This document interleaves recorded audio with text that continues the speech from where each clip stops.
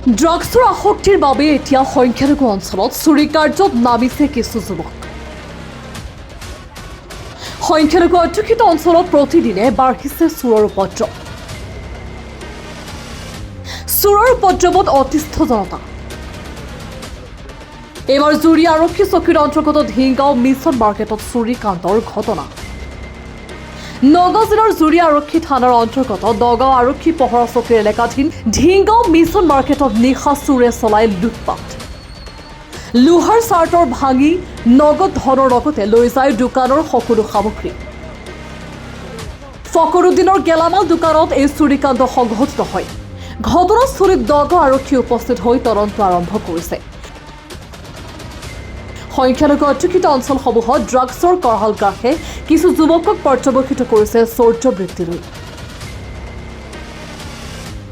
সময় থাকোঁতেই সংখ্যালঘু ৰাইজে এইবোৰ আনপ্ৰফেচনেল চোৰৰ বিৰুদ্ধে মাৰ বান্ধি থিয় নিদিলে এদিন আপোনাৰ ঘৰলৈকে সোমাব চোৰ। ৰূপহী হাটৰ পৰা আশ্ৰাফুল ইছলামৰ ৰিপৰ্ট, নেশ্যন টিভি।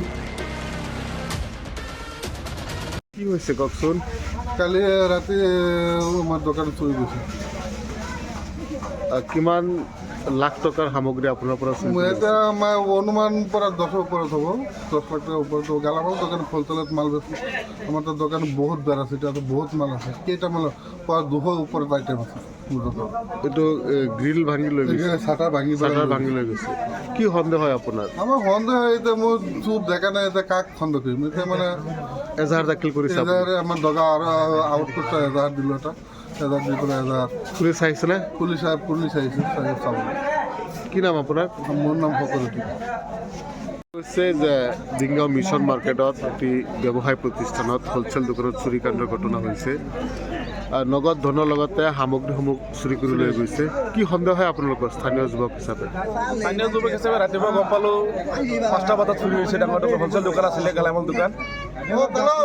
সন্দেহ আৰু আমাৰ বহুত ইয়াতে ড্ৰাগছৰ ব্যৱসায়ী বহুত আছে, ল'ৰা ছোৱালীও আছে, কিবা কিবি কৰে। এতিয়া কোনে কৰিছে আমি দেখা নাই, কিন্তু বহুত টকাৰ 10-12 লাখ টকাৰ মাল আছিলে দোকানত, এতিয়া পূৰাই নাইকিয়া। স্থানীয় সচেতনতা যেতিয়া কি কৰে, পুলিচ চাই গ'ল, দেখি গ'ল। কেছ কোন